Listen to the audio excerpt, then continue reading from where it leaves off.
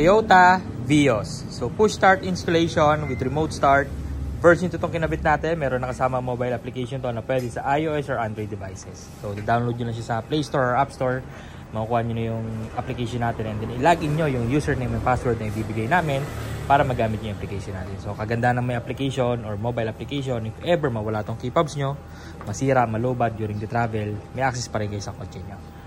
Okay, kapag nawala yung device nyo, then reinstall nyo lang sa ibang device nyo, then login nyo yung account nyo, then magagamit nyo na siya ulit. Okay? Tapos yung mga key fob natin, may slot ng susiyan dito, pwede nyo lagyan para may pambukas kayo ng pinto in case malobat yung car battery nyo in the future. Kasi alam naman natin na syempre, kalaunan bibigay din yung car battery nyo. Okay? Na nangyayari din naman sa stock system. Alright, so preventive maintenance na lang tayo when it comes to car battery. Alright, so remote start na natin. Parinig ko muna yung chime. Yun yung tunog ng chime natin. Okay, so nagpakabit din sir ng chime. Pina-adapt nyo na rin yung trunk release nya.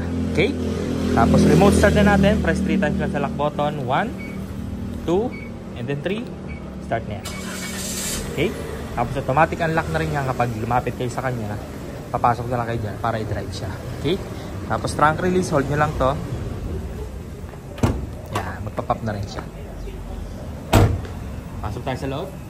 Pakita ko si push start button na kinabit natin.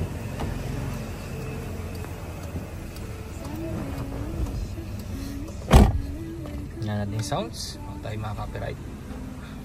So ito po yung push start button na kinabit natin guys. Kulay red yung illumination nya. Ayan. Then pag aksidente na pindot, hindi siya mamamatay. Okay. Then automatic transmission, park luggage, tsaka handbrake. Kapag naka-driver, naka-reverse, hindi siya mapapa-start. Okay. So make sure naka-park kayo.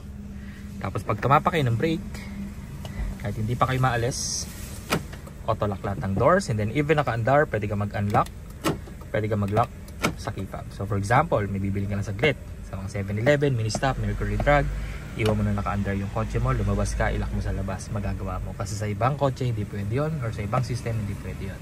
Okay? Kailangan nyo pang patayin yung makina para may lock siya from the outside. So dito, pwede yan. Okay? Ito, gumagana pa rin naman to. Pero syempre, pag nasa labas ka, hindi mo mabipindot yan. Okay? Pero syempre, pag matagal kayong may gagawin sa labas ng kotse nyo, patayin nyo na lang yung kotse, sayang gas. Okay, discard nyo na yan. Okay, pag gustong patayin, pwede sa application or sa button na lang din. Tapakan nyo yung brake, isang pindot, patayin na yan. Then automatic unlock na rin lahat ng doors, lalabas na lang kayo dyan. And then kapag lumayo kayo sa kotse nyo, hawak nyo yung key fob, automatic lock na rin yung kotse nyo because of the passive keyless entry. Kapag lumapit naman kayo sa kanya, mag-automatic unlock naman siya. So again, that's because of the passive keyless entry. And then that feature can be disabled anytime you want or enabled anytime you want. Sa remote lang siya ginagawa, may combination lang kayong gagawin. And tuturo naman yan dito sa shop kung paano. Okay? Pag gusto mong start uli, apak sa brake, isang pindot. Start na yan. Napaka-basic lang niya gamitin. Alright?